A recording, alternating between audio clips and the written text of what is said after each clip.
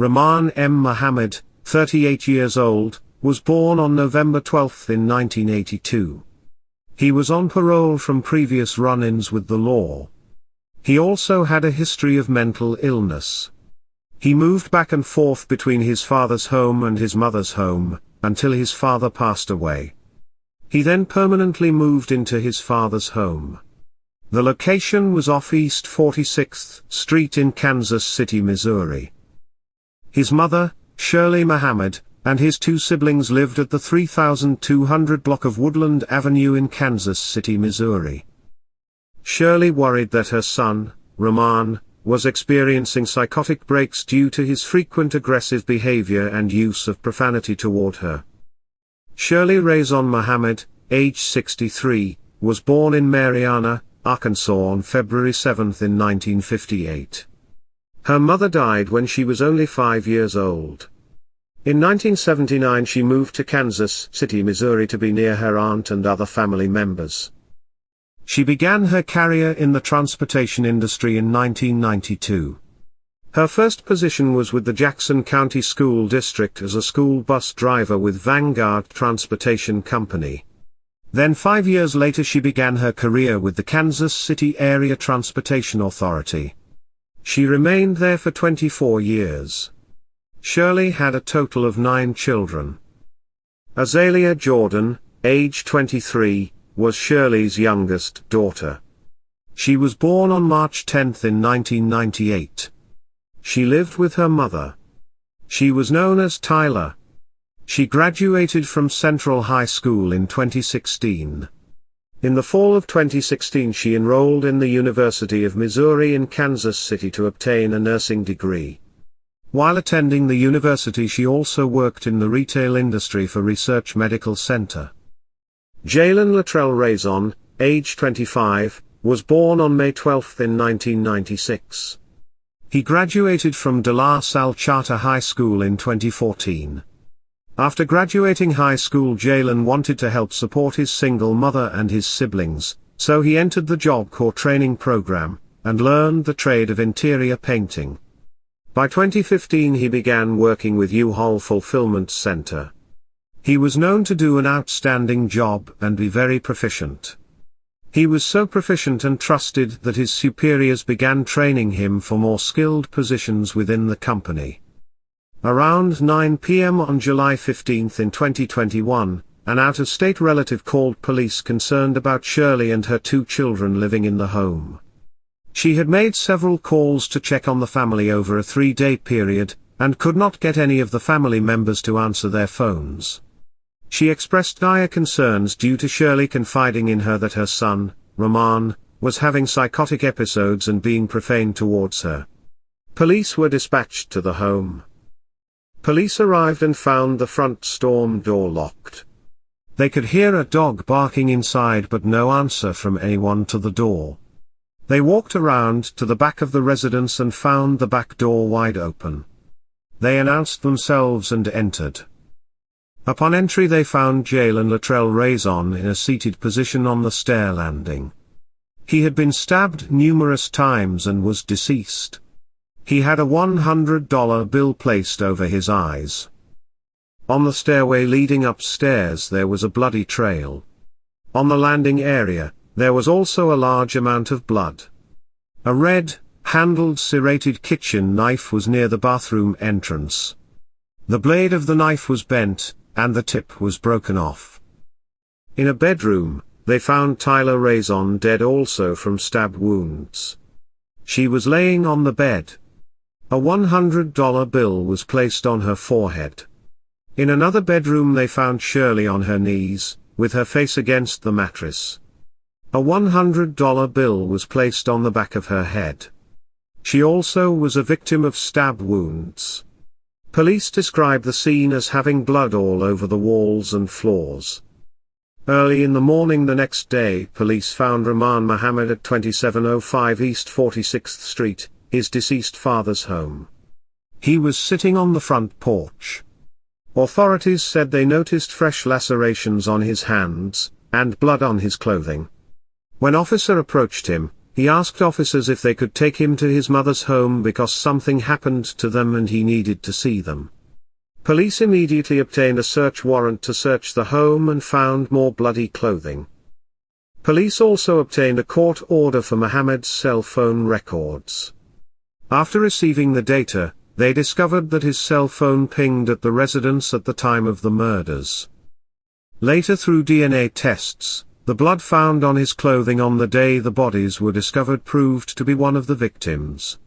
Autopsies determined the deaths occurred sometime on July 13 in 2021, 2 days prior to the bodies being discovered. Mohammed is being held on $500,000 bond. He has been charged with 3 counts of second-degree murder, and 3 counts of armed criminal action. A cousin, Robert Stinson, said, "It broke my heart. My family, we've already been through enough, this right here just tripled everything. So, now we got to start all over trying to heal. They didn't deserve what happened to them. Nobody deserves to get killed," Stinson said. "It is just a tragedy. The system is not working. It failed. It failed our family, and we need answers. We need to find out what's going on and what we need to improve." A neighbor said Mohammed was knocking on doors and acting strange hours before police arrived. "He seemed kind of jumpy," the neighbor said. "Honestly, I didn't recognize him right off the bat. He was wearing different clothing that I didn't recognize from him." Friends of Tyler and Jalen Ransom from Central High School released balloons in remembrance. A licensed professional counselor and director of intake services at St. Luke's Cretention Children's Center, Amanda Davis, said that people experiencing psychotic episodes usually are not violent to themselves or anyone else. She said, "You might see where they go for periods without sleeping. So 2 or 3 days at a time with absolutely no sleep," Davis said. "You might see them hearing or seeing things, they might be talking to themselves when there's nobody in the room. You might see them kind of startle at something in a corner, or a place in the room where there's nothing there. And then it usually would come with some kind of intense agitation as well, where they just seem to not be able to calm themselves or sit still. They might be pacing, that kind of thing." If you have a family member or friend with signs of a psychotic episode, it's important to talk with a mental health professional as soon as possible. The National Suicide Prevention Lifeline, at 1-800-273-8255, can aid those in need find local resources. Funeral services were held at Second Missionary Baptist Church in Grandview, Missouri on Saturday, July 31 in 2021.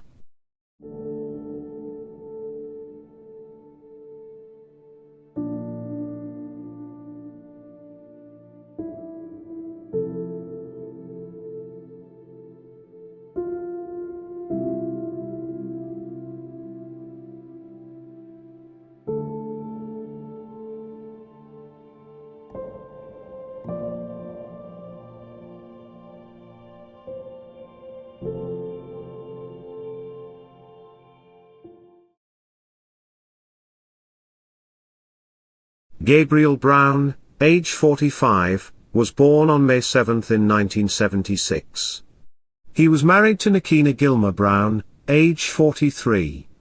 Nakina graduated from West Memphis High School.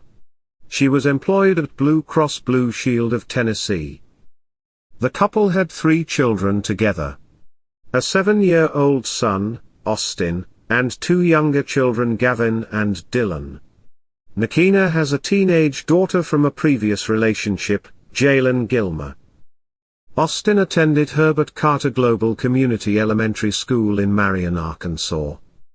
The family lived at the 800 block of Boulevard St. Germain in Marion, Arkansas.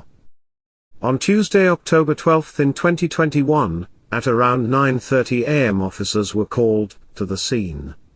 As officers were trying to assess the situation, they heard gunshots coming from within the home. They forced entry and found Gabriel Brown, Nakina, and Austin, all dead from apparent gunshot wounds. The 2 smaller children, Gavin and Dylan were able to run out of the home before the shooting occurred. Investigators confirmed it was an apparent murder-suicide.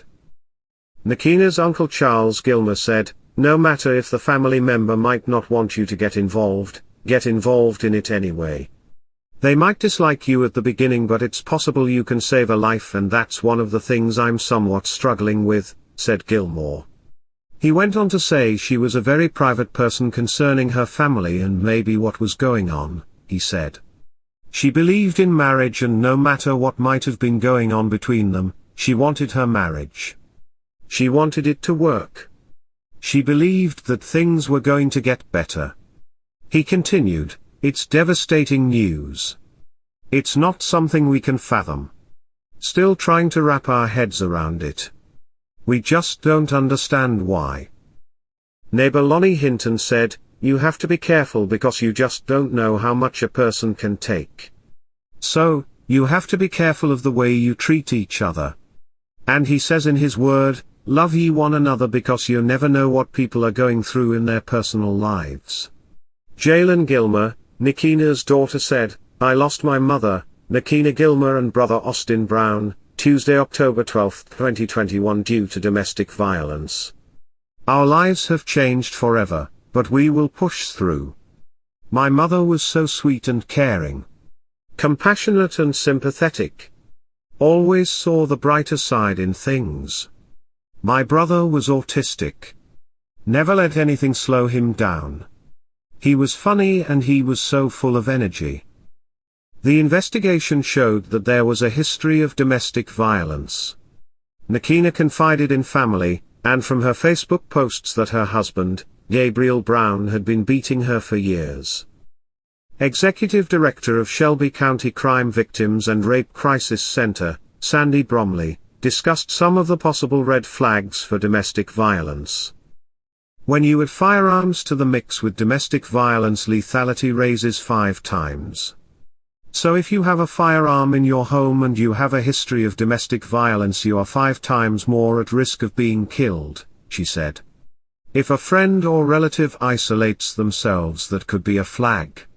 It's very important to stay connected to that person as much as possible. She said another sign could be loss of interest in an activity they once enjoyed. It's important to keep the lines of communication open. She continued, saying, "I think a lot of times we tend to quickly judge or maybe even get mad at that person for not coming to the family reunion, or not maybe being involved as much as they could be, but instead we should do the opposite. We should keep reaching out as much as possible." She said we should start looking at mental health in the same way we do cholesterol, and we should all be more proactive about it. Family and friends released balloons on Sunday, October 24 at 2 p.m. in honor of Nikina and Austin. Blue balloons were released for autism and purple balloons for domestic violence. The balloons were released at Blue Cross 85N Danny Thomas in Marion, Arkansas. Funeral or burial information was not made known to the public. Rahman M was a very disturbed individual. He had a history of mental illness and spending time behind bars. His family should have taken the steps to institutionalize him before the situation escalated to the point of no return. Unfortunately, his mother and siblings paid the price.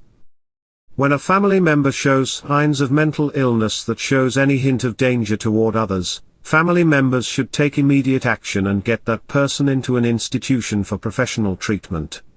One cannot take the chance with lives are at stake. Gabriel Brown murdered his wife and autistic son. It appears he had a history of abusing his wife. She didn't heed the signs and paid dearly for that mistake. By some miracle, the 2 younger children were able to run out of the home before they could share the fate of the rest of their family. No child should ever witness what these 2 little boys had to see. Hopefully their family will get them therapy to help cope with the tragedy that unfolded on that terrible day.